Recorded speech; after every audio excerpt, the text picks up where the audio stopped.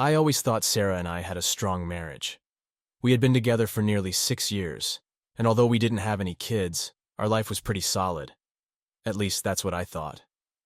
We met in college, both of us drawn to each other's ambition and shared sense of humor. I was drawn to her free spirit, and she loved that I could keep her grounded without holding her back.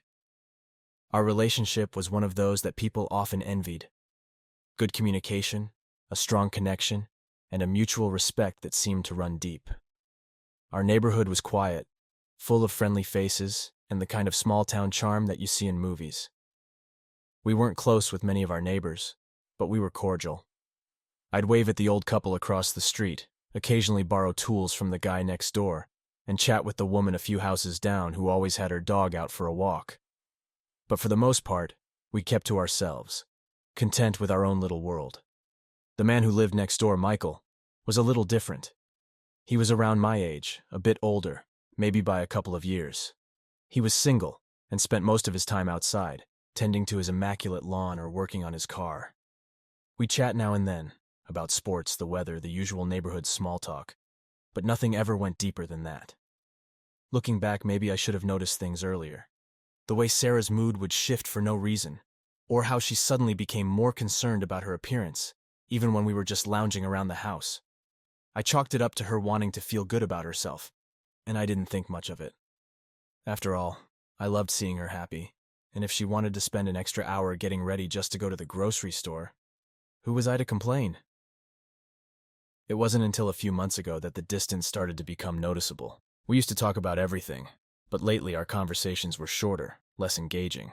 She seemed distracted, often on her phone more than usual, and when I'd ask about her day, her answers became more vague. There were nights when she'd stay up late, long after I'd gone to bed, claiming she couldn't sleep or was catching up on some work. I'd wake up in the middle of the night to find the other side of the bed empty, only to discover her sitting in the living room, staring at her phone. I didn't want to believe that something was wrong. I thought maybe it was just a phase, a rough patch we were going through. I tried to be patient, to give her space, but the nagging feeling in my gut wouldn't go away. Then there was Michael. I started noticing that he and Sarah were talking more often, sometimes over the fence, sometimes when I wasn't around. It wasn't anything overt, just the kind of friendly banter you'd expect between neighbors. But something about it didn't sit right with me. The way she laughed at his jokes, the ease with which they chatted, it all felt too comfortable, too familiar. One night, as we were getting ready for bed, I casually mentioned that Michael seemed like a nice guy. I was fishing, trying to gauge her reaction. Her response was nonchalant, dismissive even, but there was something in her eyes that set off alarm bells in my head. I tried to push the thought out of my mind, but it lingered, gnawing at me. Over the next few weeks, things only got worse. Sarah became more distant, and the time she spent on her phone increased. There were nights when she'd say she was going out with friends, but when I'd ask which ones, she'd be vague or change the subject. I wanted to trust her. Hell, I did trust her, but the doubt was becoming harder to ignore. One evening, after Sarah had gone out with friends again, I found myself alone in the house, pacing the living room. I couldn't shake the feeling that something was seriously wrong, that there was more going on than she was letting on. I tried to distract myself with a movie, but I couldn't focus. My mind kept drifting back to Michael and the way Sarah's face lit up when she talked to him. I told myself I was being paranoid, that I was letting my imagination run wild, but deep down, I knew there was something I wasn't seeing. The turning point came when I noticed something odd. I'd gotten up early one morning to go for a run, something I did a few times a week. As I passed by Michael's house, I saw Sarah's car parked a little ways down the street, as if she didn't want it to be seen from his driveway. My heart sank. I tried to convince myself that there must be a logical explanation, that maybe she had just parked there while visiting a friend nearby. But the more I thought about it, the less sense it made. That day, I couldn't concentrate on anything. The image of her car parked on the street near Michael's house kept flashing in my mind. I needed to know the truth, but I didn't want to jump to conclusions. I decided to confront her, but I wanted to do it in a way that wouldn't immediately put her on the defensive. I had to play it cool, to act like I wasn't suspicious, even though my gut was telling me that my world was about to come crashing down. That night, after dinner, I casually asked her about her day. She gave me the usual vague answers, and I could tell she wasn't really interested in talking. I took a deep breath and mentioned that I had seen her car parked down the street from Michael's that morning. Her reaction was immediate. She stiffened, her eyes widening for just a fraction of a second before she quickly covered it up with a laugh. "Oh, that? I was just dropping something off for him," she said, waving her hand dismissively. "No big deal." I nodded, pretending to accept her explanation, but inside my heart was pounding. I knew she was lying. I didn't know why, and I didn't know what she was hiding. But I knew that something was seriously wrong. The next few days were tense. I could feel the distance between us growing, like a chasm that neither of us wanted to acknowledge. I started paying closer attention to her behavior, looking for any signs that might confirm my suspicions. It wasn't long before I found them. The way she'd suddenly go silent when I entered a room, the nervous energy she'd display when her phone would buzz with a new message, the excuses she made to leave the house at odd hours, it all pointed to one thing. She was hiding something, and I was determined to find out what it was. One afternoon when she was out running errands, I decided to take a closer look at her phone. She had always been careful to keep it with her, but that day she left it on the kitchen counter. My hands were shaking as I picked it up, my heart racing as I navigated through the apps. There was nothing suspicious in her messages or emails, but when I opened her photos, I found what I had been dreading. A picture of Michael and Sarah, sitting together on a couch that wasn't ours. They were close, too close, and the look on her face was one I hadn't seen in a long time. Happiness, excitement, maybe even love. My stomach turned as I scrolled through more pictures, each one confirming what I had feared. I felt like I had been punched in the gut. The woman I loved, the one I had built my life with, was having an affair. And not just with anyone, with our neighbor, the guy I had shared beers and conversations with, the guy I thought was just a friendly face next door. The realization hit me like a freight train, and I had to sit down to keep from collapsing.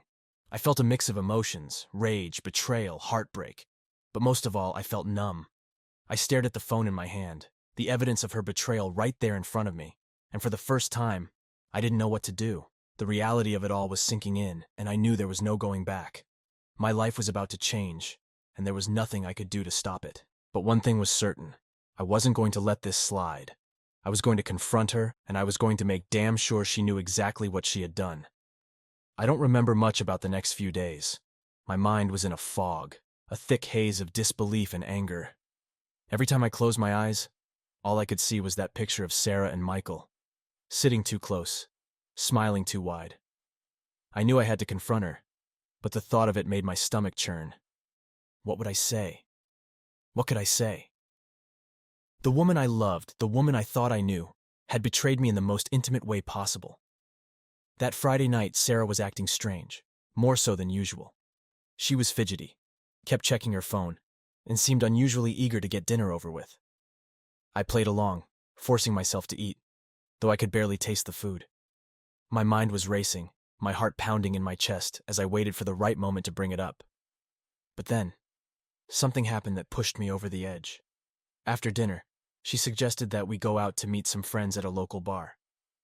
It wasn't unusual for us to go out on a Friday night, but I knew she was just trying to get away from me, to buy herself time, to keep up the charade. I agreed, but as she went to get ready, I knew I couldn't do it. I couldn't just pretend everything was fine, knowing what I knew. I needed air. I needed to clear my head. So I told her I was going to take a quick walk and that I'd meet her back at the house before we left for the bar. She nodded absently, already focused on her phone, no doubt texting him. My blood boiled at the thought, but I kept my composure. I grabbed my coat and stepped outside, the cold air biting at my skin, but it did little to calm the storm raging inside me. I walked aimlessly around the neighborhood, my mind replaying everything that had happened over the past few months. The signs were all there, but I had been too blind, too trusting to see them. Now that I did, the betrayal felt like a knife in my gut, twisting deeper with every step I took. By the time I got back to the house, I had made up my mind. I was going to confront her. I was going to drag the truth out of her, no matter how much it hurt. I needed to hear it from her lips, needed to see the guilt in her eyes, needed to know just how far she had gone. When I opened the door, the house was dark, and for a moment, I thought maybe she had gone out without me. But then I heard it. A faint sound coming from the kitchen. My heart skipped a beat as I walked down the hallway, the soft sound of muffled voices growing louder with each step. I reached the kitchen door and stopped, my hand trembling as I gripped the handle. I pushed the door open, and my worst nightmare unfolded right before my eyes. There they were, in our kitchen, on our counter. Sarah was leaning against the countertop, her shirt half unbuttoned, her lips locked with Michael's. His hands were all over her, gripping her waist, pulling her closer. The sight of it, the sheer audacity of them to do this in my home, made my blood boil. They didn't notice me at first. They were too wrapped up in each other, too lost in their own world to realize they had an audience. My head spun with rage, my vision blurred with the overwhelming urge to rip him apart. I don't remember much of what happened next, but I do remember the feeling, the raw, unfiltered anger that consumed me. Without thinking, I grabbed the nearest object, a dish from the drying rack, and hurled it at Michael with all the strength I could muster. It shattered against the wall, the sound of breaking ceramic snapping them out of their lust-filled haze. Sarah gasped, her eyes wide with shock and fear as she turned to see me standing there, seething with rage. Michael stumbled back, his hands up in a pathetic attempt to shield himself, but it was too late. I was already charging at him, my fists clenched, ready to beat him to a pulp. But before I could reach him, Sarah stepped between us, her hands outstretched as if she could somehow stop the inevitable. "What the hell are you doing?" she screamed, but her voice was drowned out by the roaring in my ears. I shoved her aside, my focus solely on Michael, the man who had the nerve to touch my wife in my own home. I grabbed him by the collar and slammed him against the counter, my face inches from his as I snarled, "You think you can just waltz in here and fuck my wife? In my kitchen?" He tried to stammer out some pathetic excuse, but I wasn't listening. I saw red, my vision tunneling as I drew back my fist and drove it into his gut. He doubled over, gasping for air, but I didn't stop. I couldn't stop. I rained blows down on him, each punch fueled by the betrayal, the humiliation, the raw fury that had been building up inside me for weeks. I could hear Sarah screaming, could feel her trying to pull me off him, but I shrugged her off. I wanted him to feel the pain I was feeling. Wanted him to know that there would be no mercy, no forgiveness. I grabbed another dish, this time a heavy ceramic plate, and smashed it over his head. He crumpled to the floor, blood trickling from a gash on his forehead, his eyes dazed and unfocused. But I wasn't done. I wasn't even close to done. I don't know what came over me, but in that moment, something snapped. My anger twisted into something darker, something more primal. I wasn't just going to hurt him. I was going to humiliate him. I grabbed the bottle of olive oil from the counter, twisted off the cap, and poured it over him, letting the slick liquid coat his clothes, his hair, his face. "How does that feel, huh?" I yelled, my voice raw with rage. "You like touching what's mine? You like fucking my wife in my house? Let's see how much you like it now." Michael groaned, trying to wipe the oil from his eyes, but it was no use. He was covered in it, his skin glistening under the kitchen lights as he struggled to sit up. I kicked him in the ribs, sending him sprawling back to the floor, where he lay in a pathetic heap, too weak to fight back. Sarah was crying now, begging me to stop, but I ignored her. I didn't care about her tears, didn't care about her pleas. All I cared about was making him pay, making him suffer the way I was suffering. I stood over him, my chest heaving, the bottle of oil still clutched in my hand. For a moment, I considered pouring the rest of it over his face, suffocating him, ending this once and for all. But then I caught a glimpse of myself in the reflection of the microwave door. My face twisted in anger, my eyes wild, my knuckles bloodied, and I froze. What the hell was I doing? The realization hit me like a ton of bricks, and suddenly all the fight drained out of me. I dropped the bottle, the sound of it hitting the floor echoing in the now silent kitchen. Michael lay there, groaning, barely conscious, and Sarah. God, Sarah was looking at me like I was a monster. Maybe I was. Without a word, I turned and walked out of the kitchen, leaving them both behind. I couldn't stand to be in that house anymore. Couldn't stand to look at the woman who had betrayed me, at the man I had nearly killed. I needed to get out. Needed to clear my head before I did something I'd really regret. I didn't know where I was going, didn't care. All I knew was that I needed to be anywhere but there, away from the broken dishes, the spilled oil, the shattered remnants of my marriage.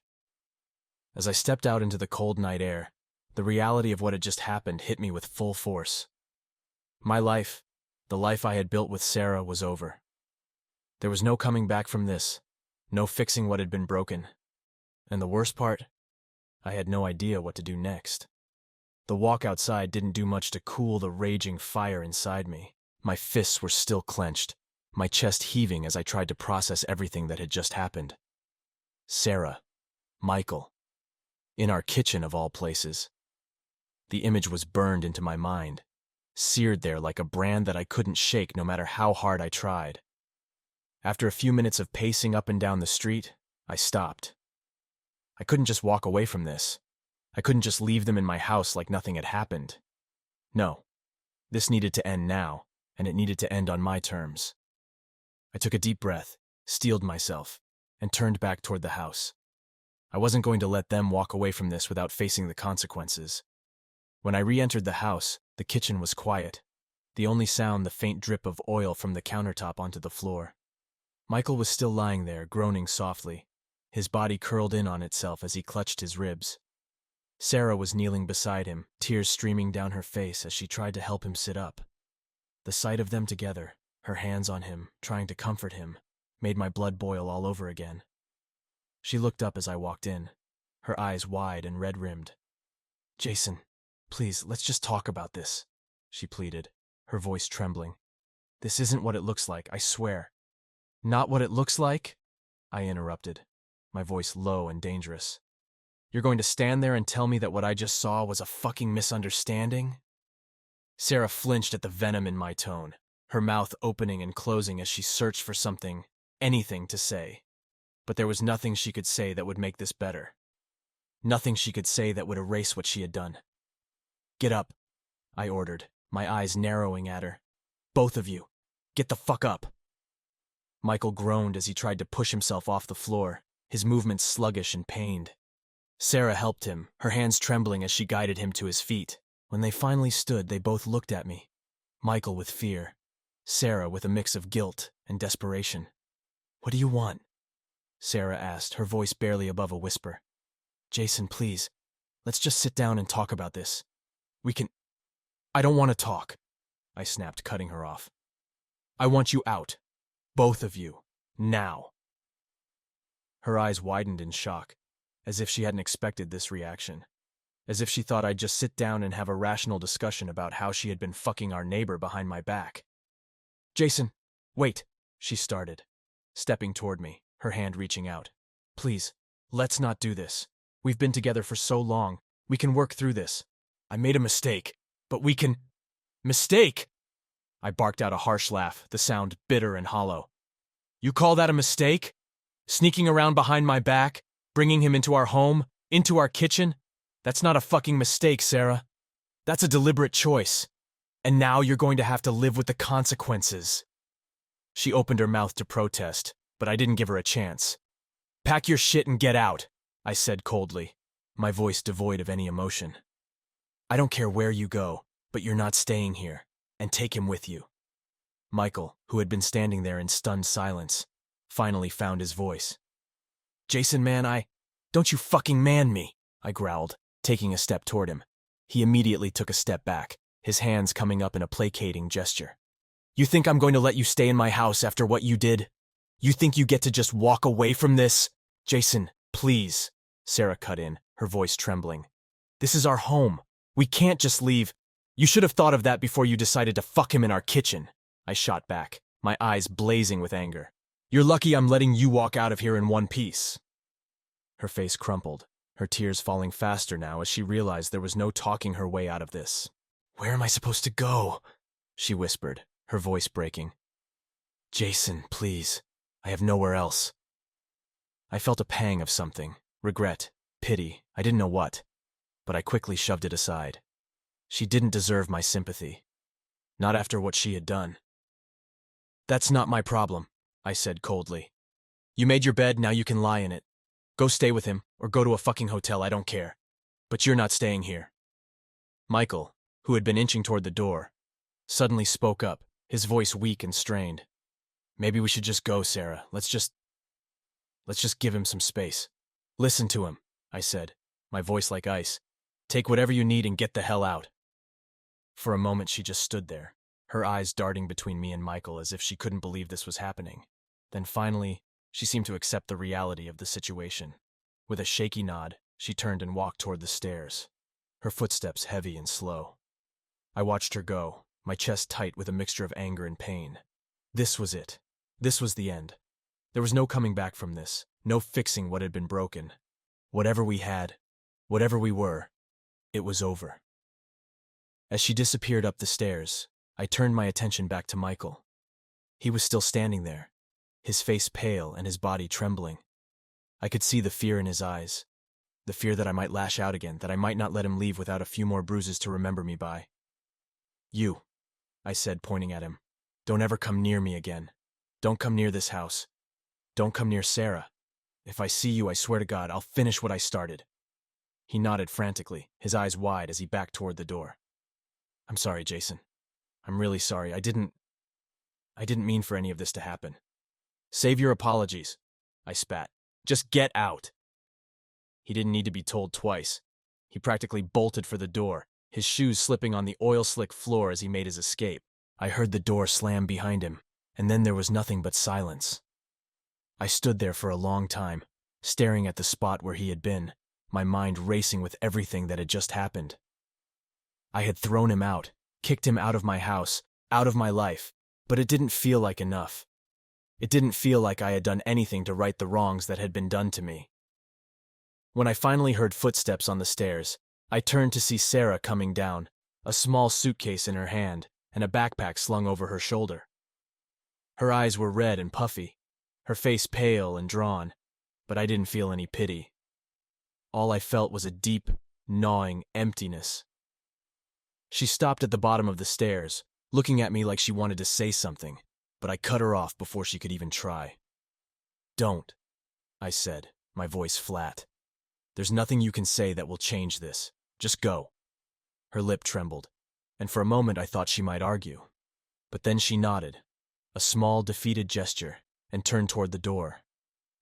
As she reached for the handle, she paused, her shoulders shaking with silent sobs.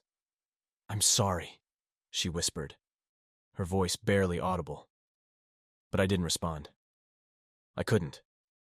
I just stood there, watching as she opened the door and stepped out into the night, the cool air rushing in as the door swung shut behind her. And then, she was gone. Just like that. The woman I had loved, the woman I had built my life with, was out of my life. It should have felt like a victory, but all I felt was an overwhelming sense of loss. My chest felt heavy, like someone had tied weights to my heart, pulling me down, dragging me into the darkness.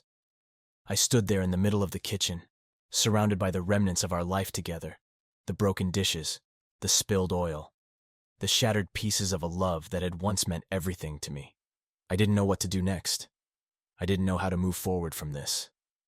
But one thing was clear. The life I had known was over. Everything had changed in the span of a few hours, and there was no going back. I was alone now, left to pick up the pieces of a life that had been shattered beyond repair. And as I stood there, staring at the empty doorway, I realized that this was just the beginning of the long, painful road ahead. The house was eerily quiet after Sarah left. The silence felt oppressive, almost suffocating, as if the walls themselves were closing in on me. I stood in the middle of the kitchen, surrounded by the wreckage of what had just transpired. The broken dishes, the remnants of the olive oil, and the lingering scent of betrayal that seemed to permeate the air.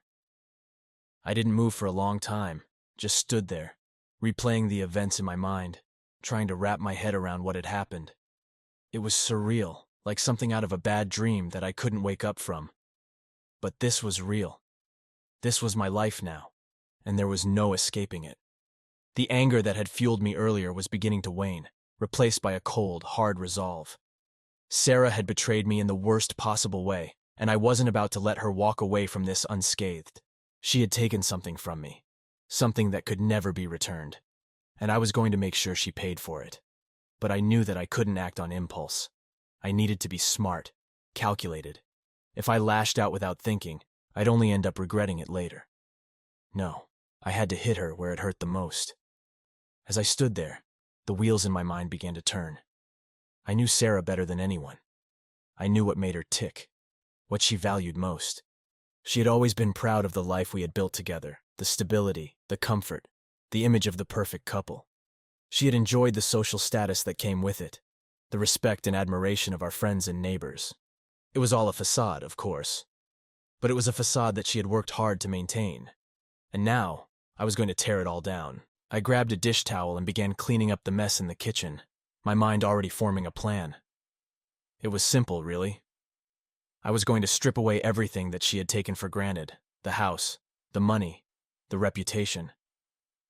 I was going to leave her with nothing. But first, I needed to set the stage. I went to our bedroom and pulled out my laptop, settling down at the desk. The screen glowed in the darkened room as I logged into our shared accounts, my fingers moving swiftly over the keys as I began transferring money out of our joint savings and into an account she had no access to. It wasn't much, just enough to make her life difficult. I wasn't going to clean her out entirely. That would be too obvious, and I needed to be careful. But I siphoned off a good chunk, enough to leave her scrambling. Next, I logged into our social media accounts. Sarah had always been active online, posting pictures of our perfect life, carefully curating an image of happiness and success. It was all bullshit, of course, but it was important to her. So I started there. I began systematically deleting her posts, erasing the carefully constructed image she had built. But that wasn't enough. I needed to go further. I needed to expose her for what she really was. A liar, a cheat, a woman who had destroyed our marriage for a fling with the guy next door. I opened my own account and began typing. I kept it simple, but direct. To all our friends and family, I want you to know that Sarah and I are no longer together. After discovering that she had been cheating on me with our neighbor Michael, I've decided to end our marriage. I'm not looking for sympathy, but I felt it was important to be honest about what has happened. I hope you all can understand why I need some time and space to process this betrayal. I stared at the message for a moment, my finger hovering over the post button. Once I clicked it, there would be no turning back. Everyone would know. Our friends, our families, our neighbors. They would all see her for who she really was, and she wouldn't be able to hide behind her lies anymore. I clicked post. The notification appeared instantly, and I watched as the first comments started to roll in. There was shock, disbelief, and a flood of messages offering support and condolences. But that wasn't what I cared about. What I cared about was the truth being out there, the damage to her reputation already beginning to take shape. Satisfied with the first step of my plan, I moved on to the next. The house was in my name, something we had agreed on when we bought it, since I was the one who had put down the deposit. I didn't plan on living here anymore, not after everything that had happened, but I wasn't going to let her stay either. The thought of her moving back in, of her continuing her life here as if nothing had happened, made my blood boil. So I made the necessary calls. First to a real estate agent, letting them know that I wanted to put the house on the market as soon as possible. Then to a lawyer, to begin the process of evicting her. It wasn't just about getting her out of the house. It was about taking away the security that she had taken for granted. I wanted her to feel the rug being pulled out from under her, to know what it was like to have everything she relied on suddenly disappear. And I wanted to make sure she had nowhere to go. As I finished up the calls, my phone buzzed with a new message. I glanced at it, my heart sinking as I saw Sarah's name on the screen. For a moment I considered ignoring it, letting her stew in whatever she had to say. But curiosity got the better of me, and I opened the message. "Jason, please don't do this. I know I made a mistake, but we can fix this. Please, just talk to me. Don't throw everything away." I read the message twice, my anger flaring up all over again. She still didn't get it. She still thought there was something left to salvage, that we could just fix what she had broken with a few words and apologies. But there was no fixing this. Not now. Not ever. I didn't bother responding. Instead, I went back to my computer and started drafting an email to her parents. They had always liked me, and I knew they would be devastated to hear what their daughter had done. I kept it brief but clear, outlining the situation and letting them know that Sarah would need their support, as she would no longer be living with me. As I typed, I felt a sense of satisfaction, a cold, calculated pleasure in knowing that I was dismantling the life she had taken for granted. Every keystroke, every click, was another step toward her downfall. She had made her choices, and now she would have to live with the consequences. When I was done, I sat back in the chair, the weight of the evening beginning to settle on me. I had set things in motion, had taken the first steps toward reclaiming my life, but as I sat there in the dim light of the room, I couldn't help but feel a pang of emptiness. This wasn't how I had imagined my life turning out. I had loved Sarah, had built a life with her, and now it was all gone, reduced to rubble by her betrayal. But I couldn't dwell on that. I couldn't let the sadness take over. Not yet. There was still more to do. I got up and walked back to the kitchen, surveying the mess that still remained. I needed to clean it up, needed to restore some semblance of order to the chaos that had erupted in my life. But as I stood there, staring at the broken dishes, the spilled oil, and the lingering scent of her perfume, I felt the anger flare up again.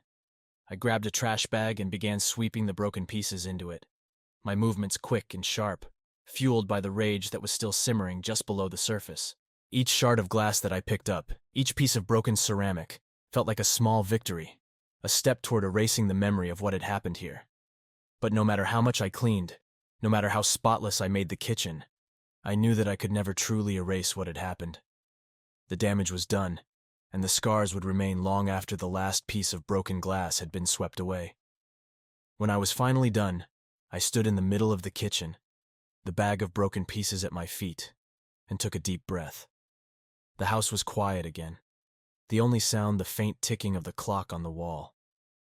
It felt empty, hollow, like a shell of the home it once was. But that was fitting, I supposed. My life felt empty now, too. I walked back to the living room and sat down on the couch, staring at the blank screen of the TV. My mind was racing, a whirlwind of thoughts and emotions that I couldn't seem to control. But one thought kept rising to the surface, one thought that I couldn't shake. This wasn't over. Sarah might be out of the house, but that wasn't enough. She needed to feel the full weight of what she had done, needed to understand the pain she had caused. And I knew just how to make that happen. I pulled out my phone and scrolled through my contacts until I found the number I was looking for. It was someone from her past, someone I knew she hadn't spoken to in years, her ex-boyfriend, Ryan. They had broken up before we met, and I knew she had always harbored a lingering resentment toward him. She had told me once that he had cheated on her, that he had broken her heart, and that she never wanted to see him again. But I had kept his number, just in case. I hesitated for a moment, my finger hovering over the call button. This was risky, and it could backfire, but I was beyond caring. I needed to see her suffer, needed to make her feel the pain that was eating me alive. And I knew that bringing Ryan back into the picture would do just that. I hit call and waited as the phone rang, my heart pounding in my chest. It rang twice before he answered, his voice gruff and unfamiliar. "Hello? Ryan?" I asked, trying to keep my voice steady. "Yeah, who's this?" "It's Jason," I said, the name rolling off my tongue like a bitter pill. "Sarah's husband." There was a pause on the other end of the line, and I could almost hear the gears turning in his head as he processed the information. Okay. What's this about?" I took a deep breath, steeling myself for what I was about to do. "I need your help," I said, my voice low and serious. "It's about Sarah, and I think you're going to want to hear this." The line went quiet for a moment, and I could feel the tension building, the anticipation of what was to come. "All right," he finally said, his tone cautious but curious. "I'm listening." I began to tell him everything, sparing no detail, no matter how painful. I could hear the surprise in his voice as I laid out the situation, the betrayal, the affair. And then I made my offer. "Look," I said, my voice cold and detached, "I know you have a history with her. I know things didn't end well, but I think we can both agree that she deserves what's coming to her. So here's the deal. You come back into her life. You make her think that you're interested, that you want to reconnect. And then, when she's let her guard down, you crush her. You take everything she's built, everything she's worked for, and you tear it apart. There was a long pause on the other end of the line, and I could feel my heart racing as I waited for his response. This was it. This was the final piece of my plan, the final act of revenge that would leave her devastated, broken, just like she had left me. Finally, he spoke, his voice filled with a mix of curiosity and something else, maybe a hint of excitement. "I'll do it," he said, his voice steady and firm. "But I want something in return." "Name it," I said without hesitation. He didn't ask for money or anything material. Instead, he made a simple request, a promise that I wouldn't interfere, that I would let him handle things his way, no matter how brutal it got. I agreed, knowing that whatever he had in mind, it couldn't be worse than what she had done to me. When I hung up the phone, I felt a strange sense of satisfaction, a cold, calculated pleasure in knowing that I had set the wheels in motion for her downfall. She had taken everything from me, and now it was time for me to take everything from her. As I sat back on the couch, a sense of calm washed over me. The anger was still there, simmering beneath the surface, but it was tempered by the knowledge that justice was coming. It wouldn't be immediate, and it wouldn't be easy, but it would be thorough. Sarah had made her choices, and now she would have to live with the consequences, and I would make sure that those consequences were as painful and devastating as possible. This was just the beginning. After ensuring that Sarah's life was on a fast track to ruin, my attention turned to Michael, the man who had dared to touch what was mine. Kicking him out of my house wasn't enough. The anger, the humiliation, the sheer audacity of his actions had left a burning desire in me to make sure that he paid dearly for what he had done. I wasn't just going to hurt him. I was going to dismantle his life piece by piece, just as he had helped to dismantle mine. I started with what I knew about him. Michael wasn't exactly a private person, but he wasn't an open book either. He had a decent job at a local construction company, nothing fancy but steady work that paid well. He didn't have a family to worry about, no kids, no wife, just his house, his car, and whatever single life pleasures he enjoyed. That gave me a lot of leverage, more than he could have imagined. The first step was to hit him where it would hurt the most, his job. I knew that his boss, a guy named Steve, was old-fashioned, the type who valued loyalty and integrity above all else. He was the kind of guy who wouldn't tolerate a scandal, especially one that involved an employee sleeping with a married woman from the neighborhood. That was my in. I started by gathering evidence. It wasn't hard to get the details I needed. After all, I had Sarah's phone and all the incriminating messages she had exchanged with Michael. I printed out copies of their conversations, everything from the flirtatious texts to the explicit plans they had made behind my back.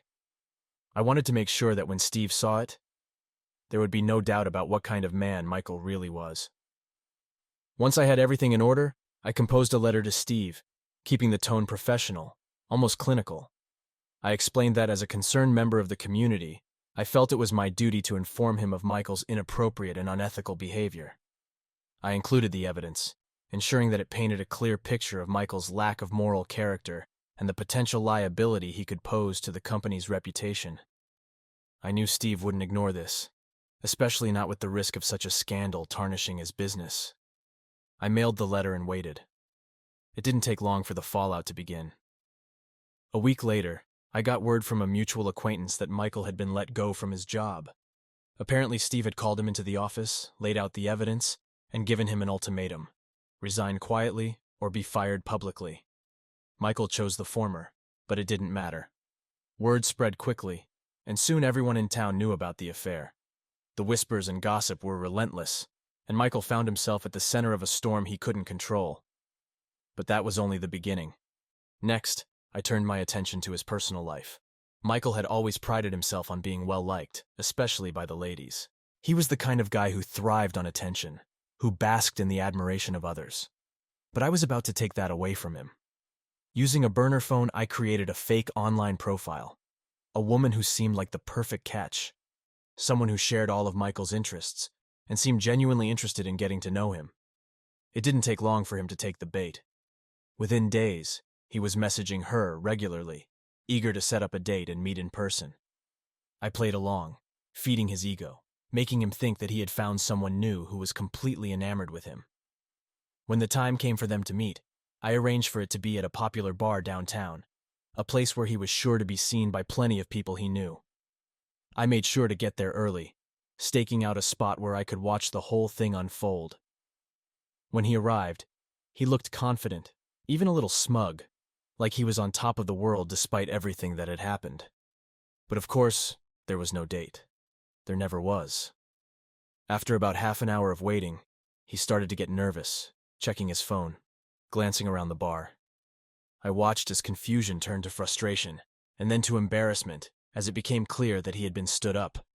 The whispers and snickers from the other patrons didn't help. He was humiliated, and it was all by my design. But I wasn't done yet. The final blow came when I decided to ruin his finances. Michael wasn't wealthy, but he was comfortable. He had some savings, enough to keep him afloat for a while. But I knew that without a job and with his reputation in tatters, he'd be struggling soon enough. So I gave him a little push. Through some discreet online digging, I found out that Michael was prone to gambling. Nothing too serious, but enough to suggest that he enjoyed the occasional bet. I knew that in his current state, it wouldn't take much to get him hooked, to drive him deeper into the hole he was already in. Using the same burner phone, I posed as an old acquaintance who had come into some money and was looking to invest in a sure thing, a tip on a horse race that was guaranteed to pay off big. It was all bullshit, of course, but I made it sound convincing. I dangled the promise of easy money in front of him, knowing that in his desperation, he'd take the bait. Sure enough, he did. He placed the bet, using what little savings he had left, hoping to turn his luck around. But the horse didn't win. It didn't even place. Michael lost everything. I heard through the grapevine that he had started drinking heavily, drowning his sorrows in booze as his life spiraled out of control. He was a broken man, a shadow of the confident, cocky neighbor who had once strutted around the neighborhood like he owned the place. Now he was just another cautionary tale, a man who had lost everything because he couldn't keep it in his pants. But I wasn't satisfied yet. There was one more thing I needed to do, one final act of revenge that would ensure he never forgot the price of his betrayal. I waited until the middle of the night, when I knew he would be passed out drunk, and then I drove to his house. The streets were deserted, the neighborhood quiet as I parked a few houses down and made my way to his car, a sleek black Mustang that he was inordinately proud of. I had thought about slashing the tires, but that felt too juvenile, too simple. No. I needed something that would hit him harder, something that would remind him every day of what he had lost. I pulled out a can of spray paint from my bag, my heart pounding as I approached the car. The adrenaline was coursing through my veins, the thrill of what I was about to do pushing all other thoughts from my mind. I shook the can, the sound loud in the still night air, and then I began to spray. I didn't just cover the car in random graffiti. I made it personal. I painted words, big and bold, words that would be impossible to ignore. Cheater, liar, homewrecker. Each one felt like a release, a way to channel all the anger, all the hurt, into something tangible. When I was done, I stepped back to admire my work. The car was ruined, the once pristine paint job now covered in harsh accusatory slurs. It was a fitting end for a man who had thought he could get away with ruining someone else's life. I left the can on the ground next to the car, a final act of defiance, and walked back to my car, my heart still racing with the thrill of what I had just done. As I drove away, I felt a sense of satisfaction, a sense of justice. Michael had taken something from me, and now I had taken everything from him. The next morning, I heard through a mutual acquaintance that Michael had found his car and lost it completely. He had called the police, but there was nothing they could do. It was just vandalism after all, and he didn't have any proof of who had done it. Not that it mattered. The damage was done. He was a wreck, his life in shambles, his reputation destroyed. And I knew that every time he saw that car, every time he was reminded of what he had lost, he would think of me, of the man whose life he had tried to ruin. But I had won. I had taken my revenge, and it was sweet. The only question that remained was what to do with my victory. Because as much as I had enjoyed tearing Michael's life apart, as much as I had reveled in the satisfaction of seeing him brought low, there was a part of me that couldn't help but wonder, what now? What do you do when the fight is over, and you've come out on top? What do you do when there's nothing left but the ashes of the life you once had? I didn't have the answer to that. Not yet. But I knew one thing for sure. I was going to find it. I had to. Because as much as I had enjoyed this revenge, as much as it had given me a sense of purpose, it wasn't enough. It never would be. But for now, it was all I had. And that would have to be enough. The days after I had finished with Michael felt strangely empty. The anger that had fueled me, driven me to exact revenge on both Sarah and Michael, was beginning to wane, leaving behind a void that I didn't know how to fill. I had destroyed their lives, dismantled everything they had taken for granted, but it didn't bring me the closure I had hoped for. The satisfaction I had felt was fleeting, replaced by a heavy, gnawing emptiness.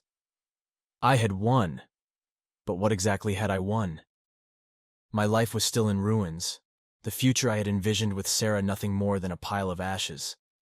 The house was quiet, too quiet, and the silence weighed on me like a lead blanket. It was late afternoon, and I was sitting at the kitchen table, a glass of whiskey in front of me. The amber liquid caught the light from the setting sun, casting long shadows across the table. I hadn't bothered turning on the lights. The dimness suited my mood, and I didn't see the point in chasing away the darkness that had settled in my mind. The doorbell rang, cutting through the silence. I didn't move at first, my mind sluggishly processing the sound. When it rang again, I sighed and pushed myself up from the chair, setting the glass down with a dull thud. I knew who it was before I even reached the door. Sarah. She had been texting and calling over the past few days, desperate to talk, to explain, to beg for forgiveness. I had ignored her, refusing to give her the satisfaction of a response. But now it seemed she had decided to confront me in person. I opened the door, and there she was, standing on the porch with her eyes red and puffy from crying. She looked small, fragile, like a ghost of the woman I had once loved. For a moment I felt a pang of something. Pity, maybe, but I pushed it aside. She had made her bed. Now she had to lie in it. "Jason," she said, her voice shaky as she stepped toward me. "Please, can we talk?" I stared at her for a moment, my face a mask of indifference. "What is there to talk about, Sarah? You fucked our neighbor. I think that pretty much says it all." She winced at the harshness of my words, but she didn't back down. "I know I hurt you, and I'm so sorry. I'm sorry for everything. But I need to explain. I need you to understand." "Understand what?" I interrupted, my tone sharp. "That you betrayed me? That you destroyed our marriage for a fling with some guy who lives next door? What exactly do you think I need to understand?" She looked down at her feet, her hands twisting nervously in front of her. "It wasn't just a fling," she whispered, her voice barely audible. "It was more than that." My blood ran cold at her words, but I forced myself to stay calm. "More than that?" I echoed, my voice dangerously low. "So what? You're telling me you fell in love with him? That you were planning to leave me for him?" She shook her head quickly, her eyes wide with fear. No, it wasn't like that. I didn't love him. Not the way I loved you. It was different. I was lonely, Jason. You were so distant, so wrapped up in your work and your own life that I felt like I didn't even exist anymore. I needed someone, anyone, to make me feel like I mattered. Her words hit me like a punch to the gut, but I didn't let it show. Instead, I leaned against the doorframe, crossing my arms over my chest as I stared her down. "So, you're saying this is my fault? That I drove you to cheat because I wasn't paying enough attention to you?" "No," she said quickly, shaking her head. "That's not what I mean. I know I made a mistake. I know I should have talked to you, told you how I was feeling, but I didn't know how. And then Michael was there, and it just happened." "Bullshit!" I snapped, my patience wearing thin. "You don't just accidentally fall into bed with someone, Sarah. You made a choice. You chose to betray me, to destroy everything we had, and now you want to stand here and make excuses? You want to tell me that it just happened? Do you really think I'm that stupid?" She flinched again, tears spilling down her cheeks as she shook her head. "No, Jason, I don't think you're stupid. I don't know how to make this right." "You can't," I said flatly. "There's no fixing this. It's over." She looked at me, her eyes pleading. "Jason, please, we can try. We can go to counseling. We can work through this. I know I fucked up, but I still love you.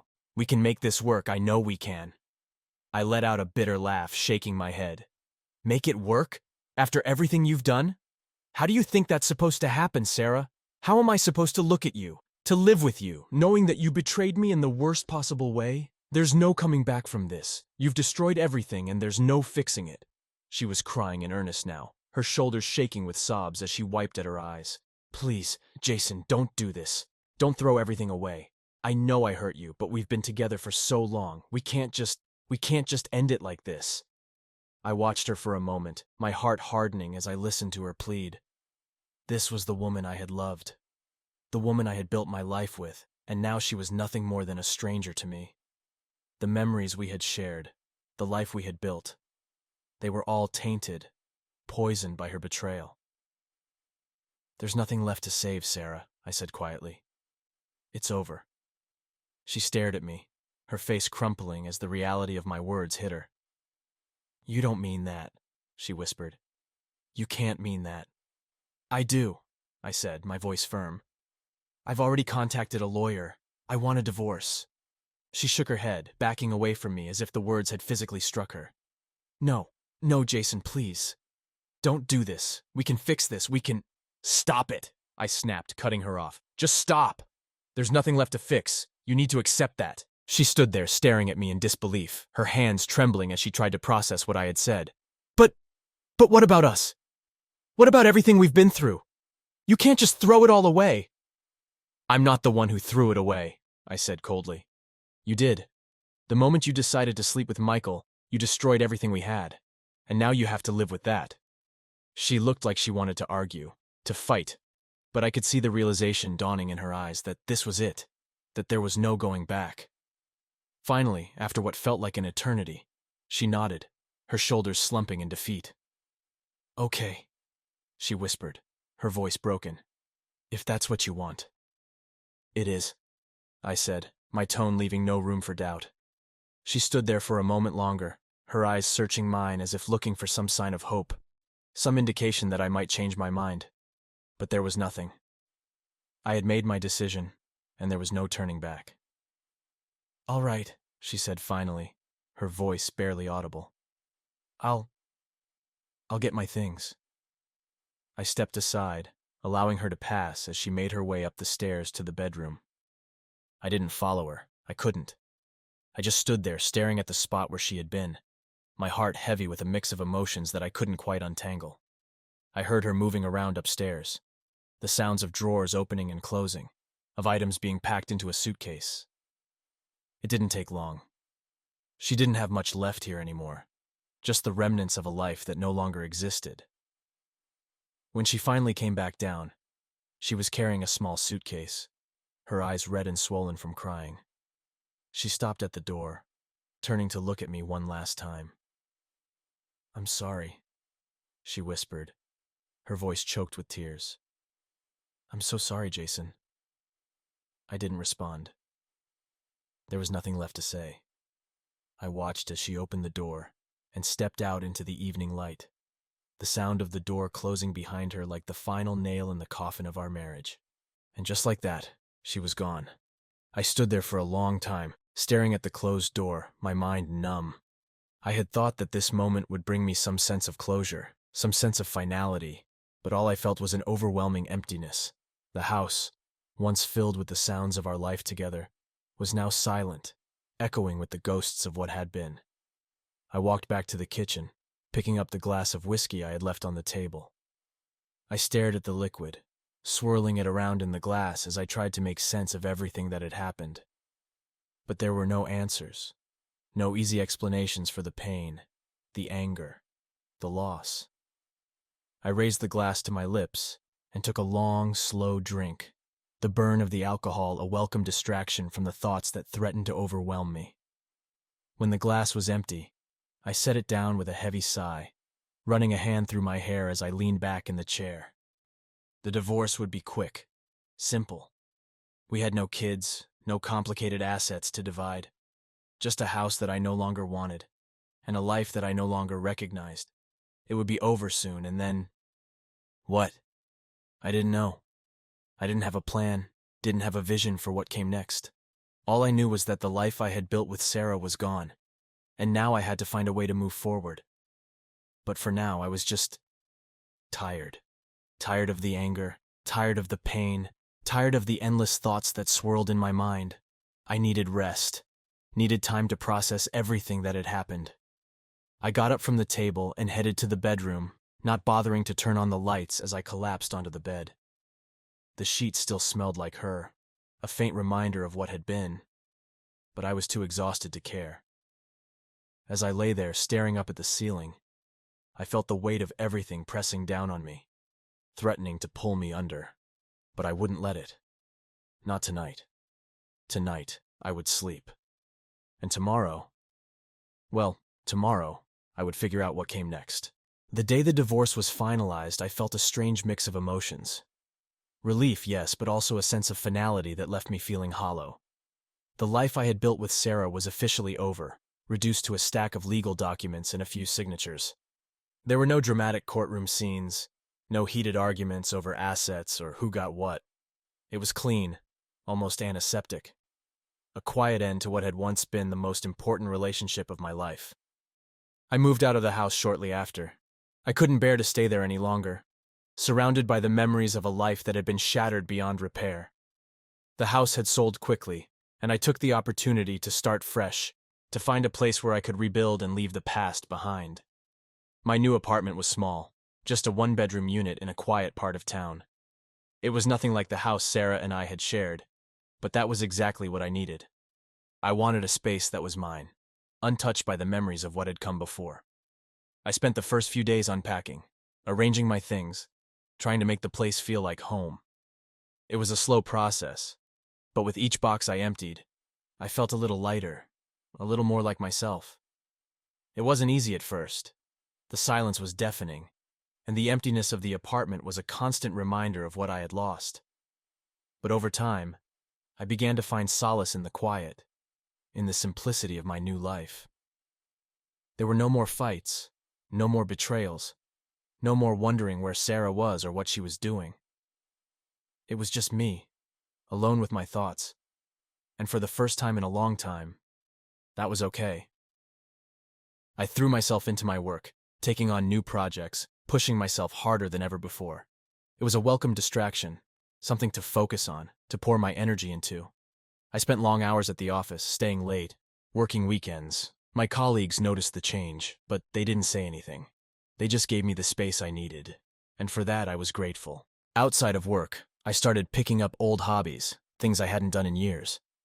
I bought a new camera and took up photography again, spending weekends exploring the city, capturing moments through the lens. I found it therapeutic, a way to see the world in a new light, to focus on the beauty in the small, simple things. I also started running again, something I hadn't done since college. At first, it was just a way to clear my head, to burn off the restless energy that seemed to plague me.